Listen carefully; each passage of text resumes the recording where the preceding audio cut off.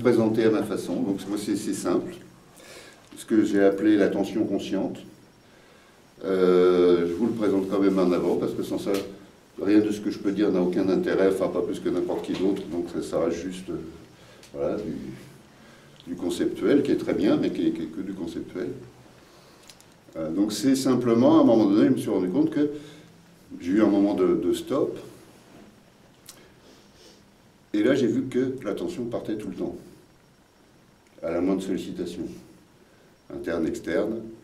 Voilà. Il y a un objet qui apparaît dans le champ de la conscience, l'attention se dirige. Pouf, une flèche, même une fusée, parce qu'on n'a pas le temps de la voir partir, elle est déjà là-bas. Voilà. Et donc je me suis rendu compte de ça. Et donc moi j'ai commencé à travailler avec ça. C'est-à-dire qu'à chaque fois, seulement à chaque fois que je voyais que l'attention était partie, et qu'elle m'entraînait dans son histoire, parce que forcément elle m'entraîne dans son histoire, parce qu'il y a une focalisation sur, voilà. Voilà.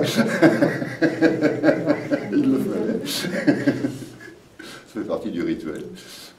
Donc voilà, ce principe de l'attention, donc l'attention qui part toujours capter un objet, quel que soit l'objet. Et la plupart du temps, c'est un fonctionnement naturel, automatique, donc et qui a sa valeur, qui a sa fonction, donc il n'est pas question de critiquer en quoi que ce soit le fonctionnement de l'attention. Il est simplement possible d'en prendre conscience et de ne pas en être le jouet. Parce que sans ça, un objet apparaît, voilà, on a eu le droit, grâce à toi, le petit coup de sonnette, donc il est rituel.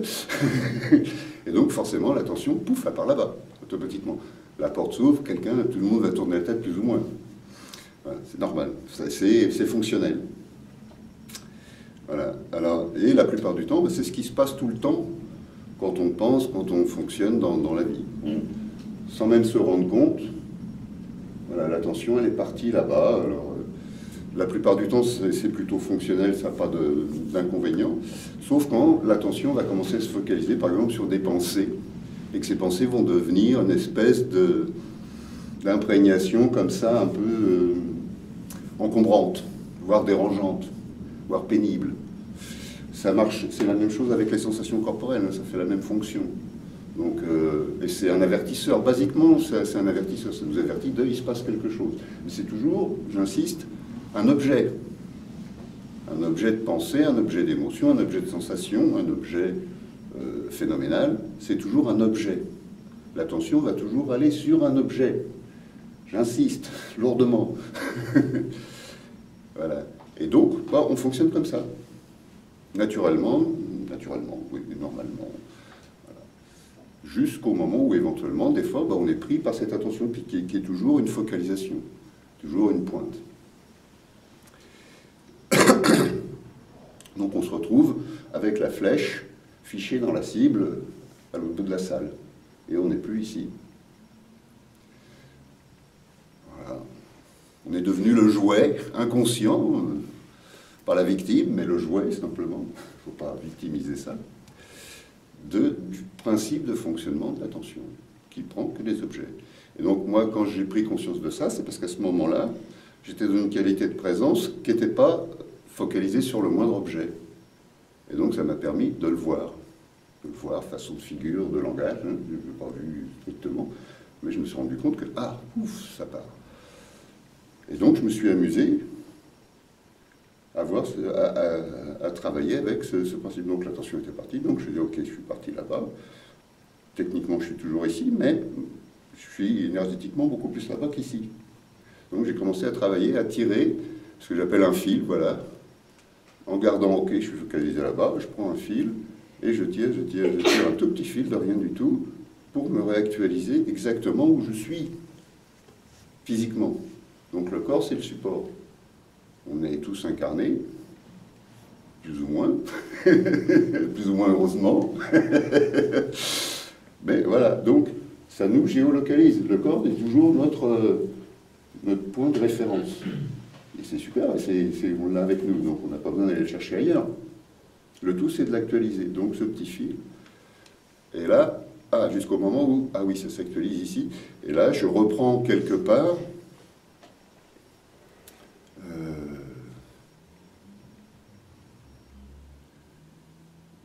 la totalité de mon expérience d'être en présence ici. Et alors pourquoi ça fonctionne comme ça et pourquoi j'insiste? C'est qu'encore une fois, l'attention prend toujours des objets. Et ici, à part le corps, et les objets du corps, des sensations, etc., ou les pensées, ce qui est conscient de tout ça, ce qui est la présence vivante consciente de tout ça, avant toute pensée, avant toute définition, n'est pas un objet. Donc l'attention ne va jamais venir là, parce qu'elle n'est pas invitée ici.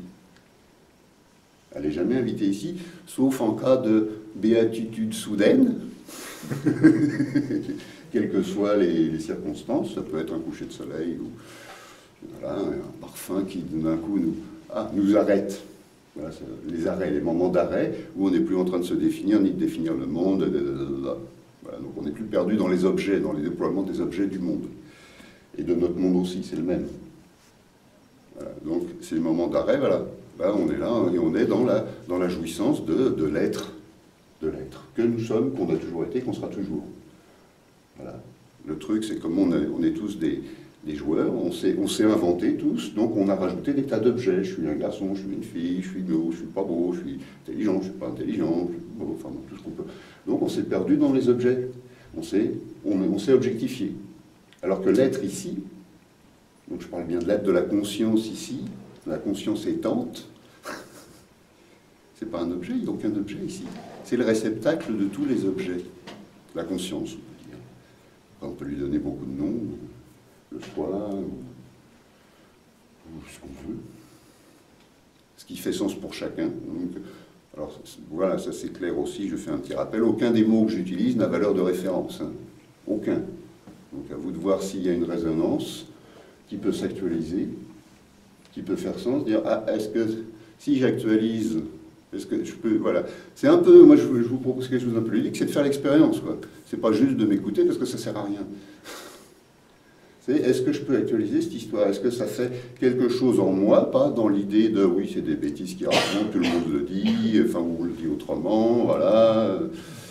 Bon, bien sûr, je ne dis pas quelque chose, disons que moi je le pointe plus précisément, voilà. Mais par exemple, je ne sais plus qu'est-ce qui parle de ça, la pleine conscience, donc une voie bouddhiste, je pense, qui travaille beaucoup là-dessus. Mais moi, je pointe avant les objets, alors qu'on utilise les objets. Donc, quelque part, on reste dans une focalisation d'objets. La respiration, les sensations, les machins. Donc, on est toujours, quelque part, en définition sur des objets. Alors que moi, je vous invite avant l'objet. Avant tout objet de vous-même.